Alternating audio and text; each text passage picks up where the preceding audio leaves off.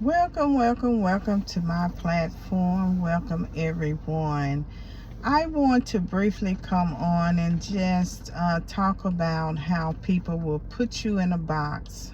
You know, they put you in the box, they put labels on you, and some things never change.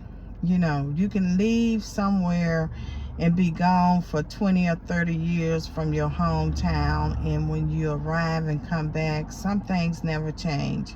You know, people remember you when you was so and so and so and so. So they put labels on you, they put you in a box thinking that you'll never change and that will always be the way it is. So the reason why I'm bringing this up is because of two things. The first thing, that I was in a conversation last night and this morning, and I did talk about mind traps, how the mind will trap you up on thinking that you'll never amount to anything. But it's not only mind traps that will do that. People, and the way that you think and the way that you will let people label you, put these labels on you. And I was having a conversation with someone, and I was very concerned how people looked at this person. And it did not bother this person, and it kind of, concerned me, why it did not bother this person. And this person is a business owner, very, very intelligent, knows the business, know how to run the business. But what got me, when you're running a business, you have to run it like a business.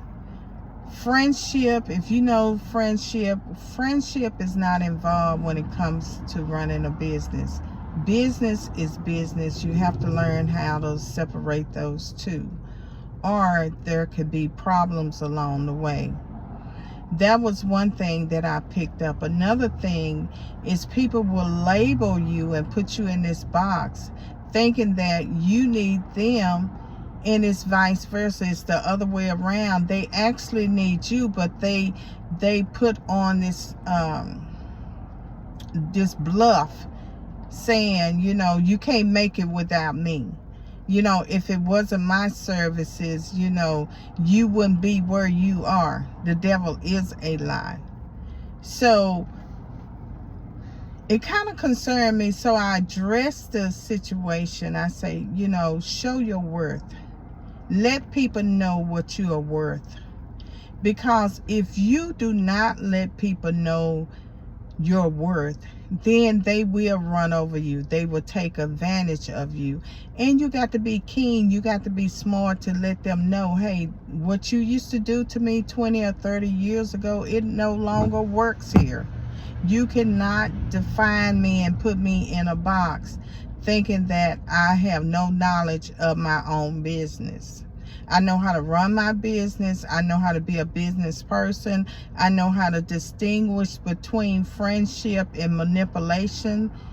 You have to let people know, or else they will run over you and take advantage of you. So we had this conversation this morning, and it behooves me how people think, the mindset that they think. And I say, you don't know your worth. You don't know what you're worth, because you're bringing more to the table than these people are offering you. And being as a business person, you tell them what your prices are. You do not let anyone set your prices. You're the business owner. So after that conversation and everything, I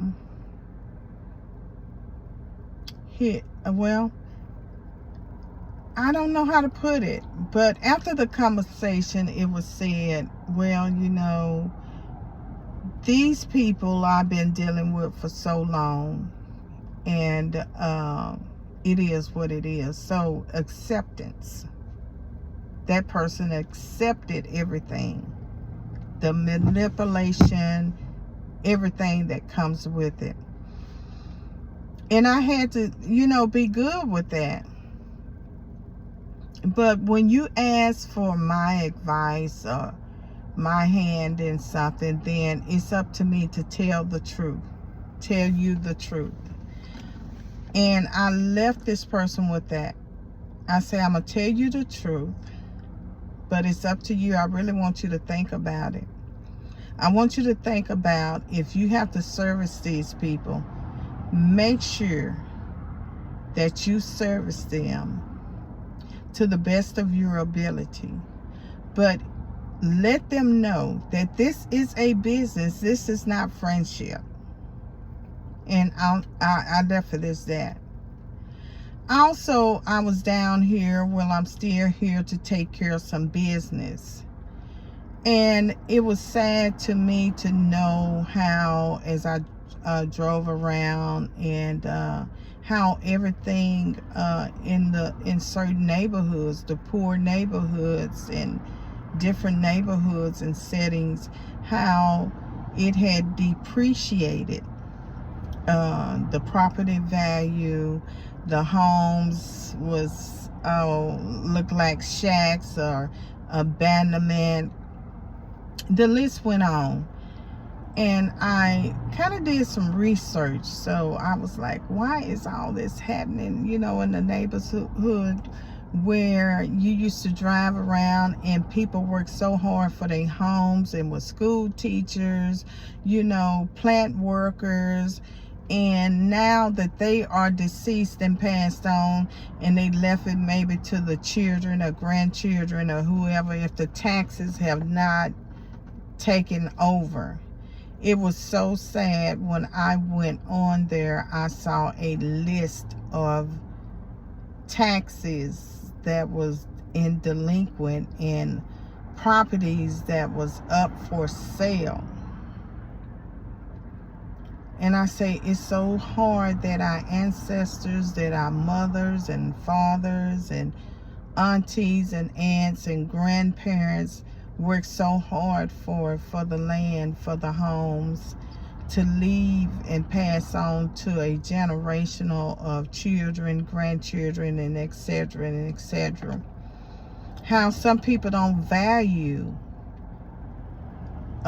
the property, how they didn't value and take into consideration of the parents and the grandparents leaving them something, and they just sit up and let it depreciate the value in it, or let someone come in, such as the city, to take over the properties and the land and everything. So it really hurt me to my heart to know that some of these people that I knew, was very prestigious in the neighborhood, upper class citizens, such as teachers. I had a aunt was very well known.